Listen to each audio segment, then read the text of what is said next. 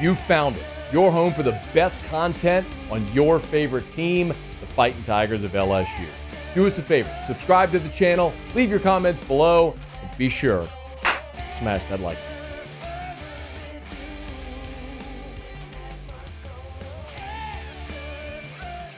Let's get you some final thoughts and a prediction. LSU, Wisconsin. We have talked about this game an awful lot here in 3 days. To cram game week into 3 days it entails a lot, and we've done it, and we've broken it down from every single angle. We've had the scene setter in Tampa. We've gone to the opposing media and looked at Wisconsin from that angle. We've talked Garrett Nussmeier. We've talked the co-interim offensive coordinators, defense, all of it. Here's the final spiel. LSU is a 10-point favorite in this game for a reason. Or you would at least believe that LSU is a 10-point favorite in this game for a reason. On paper, LSU should roll in this game. More of their key players are participating.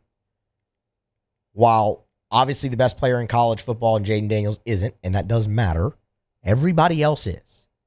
When you look at Wisconsin, their best offensive weapon, Braylon Allen, not playing in the game. One of their best defenders in Jordan Turner, not playing in the game. So you have a key guy on each side of the ball out for them. When you look at what they've done offensively, it hasn't been great throughout. And it's been a transition. We talked about that yesterday with Bill Schmidt. Defensively, they've been able to muck up some games. But not being at full strength and going up against the number one offense in college football, minus a starting quarterback, how does that look? On paper, it should look like LSU rolls. So do they? Roll?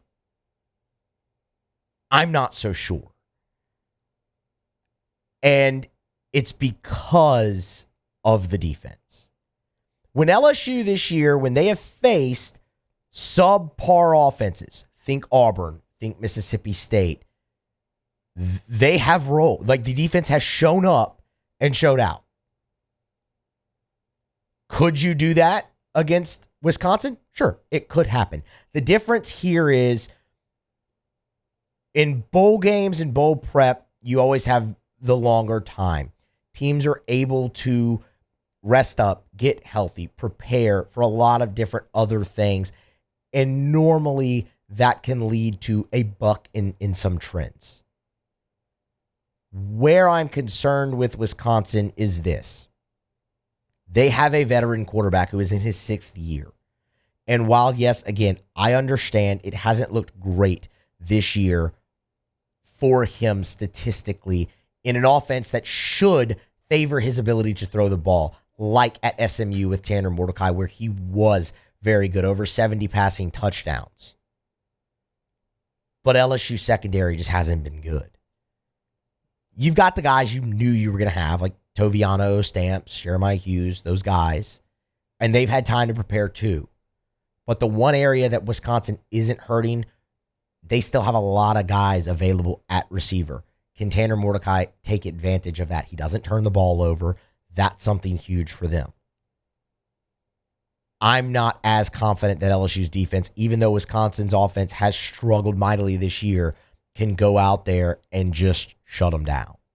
I think Wisconsin will score in this game. The other side of the coin is LSU's offense.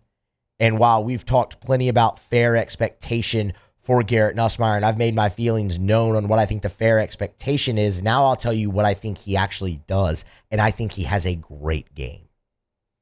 I think Garrett Nussmeier is being handed the keys to a Ferrari with the weapons that he has. We'll see how long Malik Neighbors plays. Maybe he breaks the record and gets out of there. And you know what? I wouldn't blame him if he did. But the fact that he's going to be out there at least for a little bit helps Garrett Nussmeier. That's a first-round talent at receiver.